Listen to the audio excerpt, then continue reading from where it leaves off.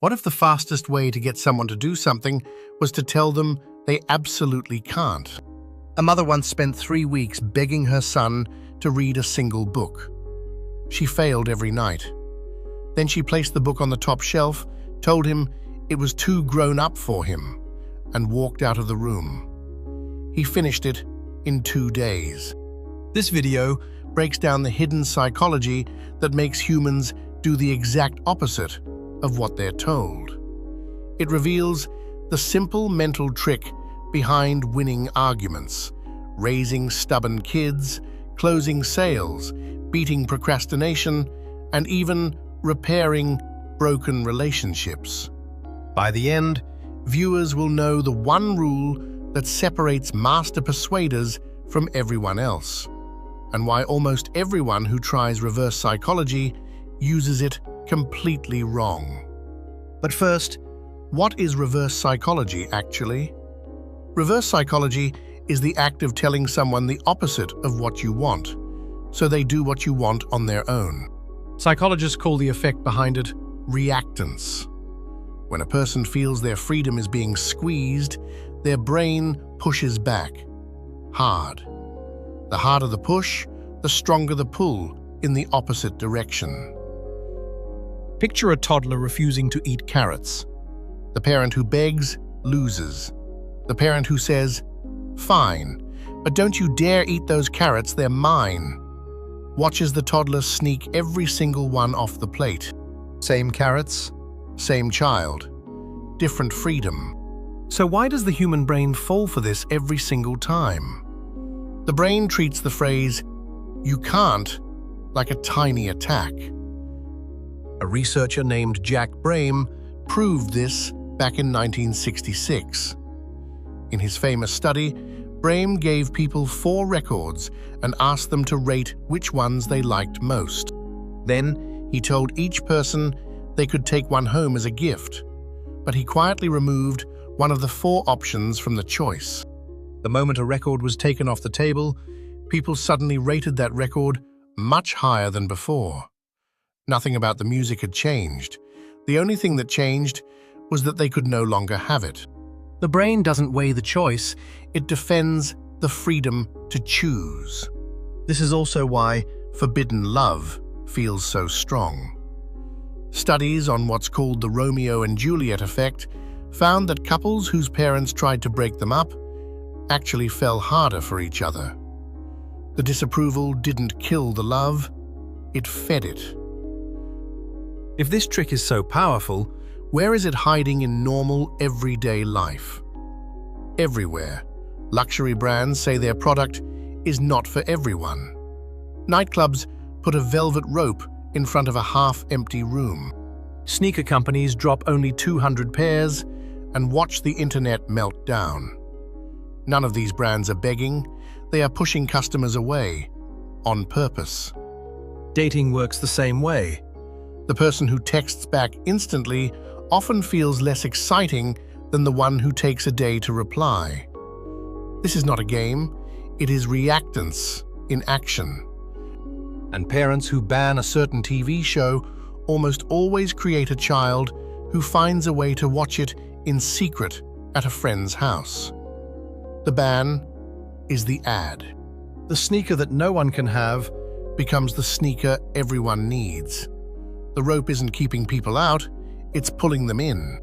But does reverse psychology actually work on smart people who already know about it? Yes, and that is the strangest part. Reactance is emotional, not logical. Knowing the trick does not turn it off, the same way knowing a scary movie is fake does not stop the jump scare. The feeling fires first. The thinking catches up later. Mark Twain showed this perfectly in the story of Tom Sawyer. Tom was punished with whitewashing a fence. Instead of complaining, he acted like painting the fence was the most fun a kid could have. Within minutes, other children were paying him for a turn with the brush. No one was tricked by a lie. They were tricked by wanting what looked out of reach. So, if reverse psychology bends the brain this hard, how do the best negotiators use it on purpose? 3 ways. The first is the walk away. A buyer who calmly says, "This isn't for me," and steps toward the door, often hears a better price before they reach it, because the seller's brain switches from selling to chasing. The second is price anchoring in reverse, showing the most expensive option first, then offering a cheaper one, which suddenly feels like a bargain the buyer has to grab before it disappears. The third is called door in the face. Ask for something huge, get rejected, then ask for what you actually wanted. The second ask feels small, reasonable, and almost impossible to say no to. Top negotiators are not pushing harder than everyone else. They are pulling back at the exact moment the other side expects a push. Here is the strangest twist of all.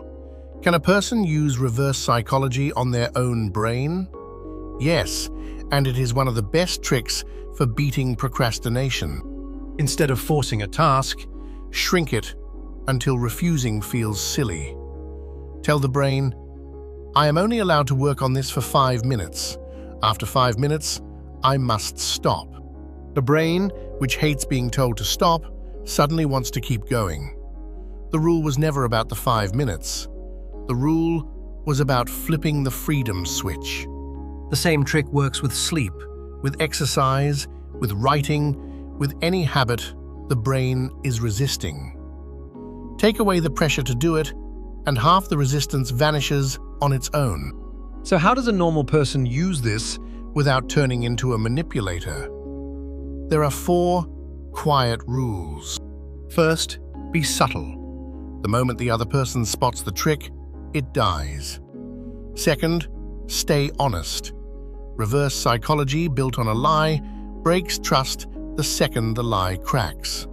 Third, give a real choice, not a fake one. The goal is not to trap someone. The goal is to hand them back the feeling of control they thought they were losing. And fourth, the rule almost everyone skips: get the timing right. Reverse psychology only works on a brain that feels cornered. Use it on a person who already agrees, and it does nothing. Use it on a person who already feels respected, and it backfires. The cleanest version of this is 3 small words. Up to you. A parent who says, "You can wear the jacket or not, up to you," gets a kid who picks the jacket. A manager who says, "Take the project or pass, up to you," gets an employee who leans in. The freedom is real, the pull is invisible. And when does reverse psychology completely blow up in a person's face? When it is obvious, when it is constant, and when it is aimed at the wrong person. Very agreeable people often do exactly what they are told because they do not feel the freedom threat in the first place. Children under 4 often miss the trick entirely, and anyone who has been burned once will see it coming forever. Used once, reverse psychology looks like magic. Used every day on the same person, it looks like a con. And once someone feels conned, no trick in the world will move them again. Here is the rule that ties all of it together. People do not want to be convinced. People want to feel like they decided. Reverse psychology works in parenting, in business, in love, in every corner of life, because it hands the other person the one thing every human brain is quietly protecting: the feeling of choosing for themselves. Think of the brain like a door. Push on it, and it pushes back. Step away from it, and it swings open on its own. Master that feeling, and persuasion stops looking like persuasion. It starts looking like their idea.